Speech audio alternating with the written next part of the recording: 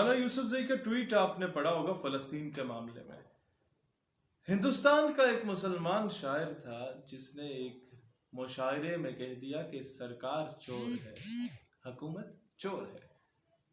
تو اسے لوکل تھانے کی پولیس اٹھا کے لے گئی اور اس نے کہا کہ آپ نے یہ کہا کہ حکومت چور ہے.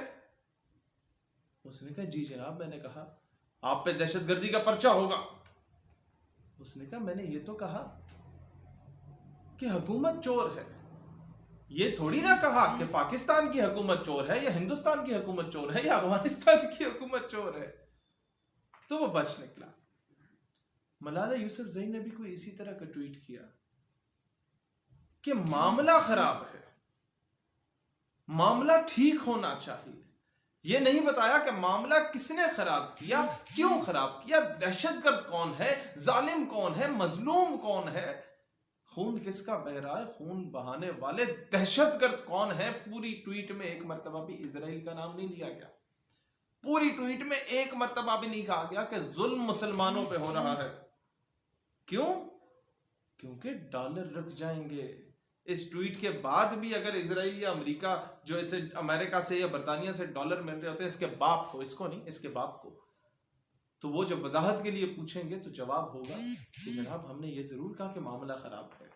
یہ تھوڑی کہا کہ معاملہ کس نے خراب کیا، یہ تھوڑی کہا کہ اسرائیل نے خراب کیا یا فلسطین نے خراب کیا، حماس نے کیا یا حزب اللہ نے کیا یا کس نے کیا.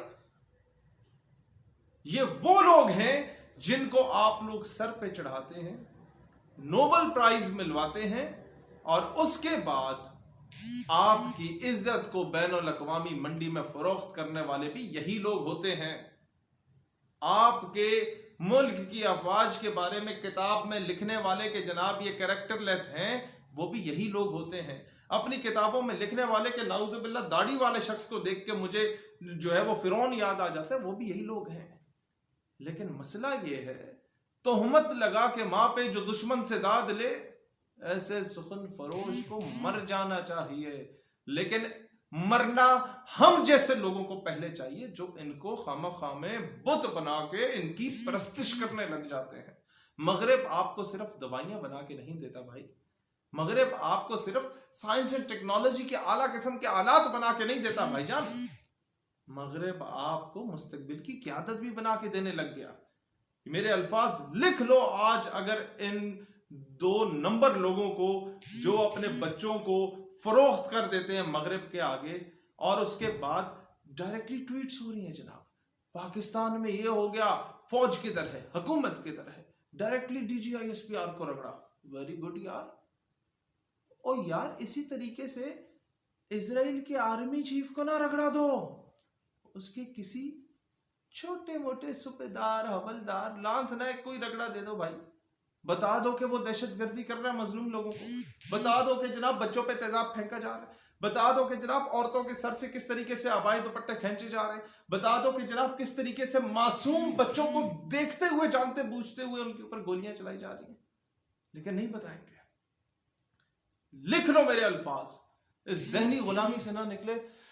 آج سے 10 سال کے بعد جب ملالہ کو بطور وزیر اعظم لانچ کرنے کے لیے لائیں گے نا یہ لوگ، تو لکھ لو بھائی جان، فلسطین اور کشمیر کے نام پہ اربوں ڈالرز کی ایڈ کا اعلان کرے گی ملالہ. وہ ایڈ انہیں ملے گی نہیں، لیکن اعلان ہی ہوگا تو قوم کی بیٹی جناب، واہ واہ. اور ہوگا کیا؟ یہ نہ ہوا تو جن مظلوم فلسطینیوں، کشمیریوں یا یہ شام والوں پہ ظلم ہو رہے ہیں نا، ان کے لیے امریکہ پہلے ان پہ دھماکے کروائے گا. پھر اس کے بعد جب وہ گھر ان کے تباہ ہو جائیں گے تو کیا کرے گا امریکہ؟ ان کے لیے ریفیوجی کیمپس بنائے گا. وہ چھوٹے چھوٹے ٹینٹ شینٹ بنا کے نا اس کا فیتا کٹوائے گا ملالہ سے. تو پوری دنیا کہے گی یار واہ، مسلمانوں کی ریپریزنٹیٹیو آ گئی ہے. اور وہ بھی نہ ہوا نا تو اللہ نہ کرے ایسا ہو، لیکن اللہ کرے کہ ایسا ہو کہ ڈاکٹر عافیہ ابھی آ جائے. لیکن اگر نہ آئی نا اور وہ زندہ رہی تو پھر ملالہ واپس لے کے آئے گی جب وہ کچھ بولنے کے قابل نہ ہو، خدا نہ خواستہ.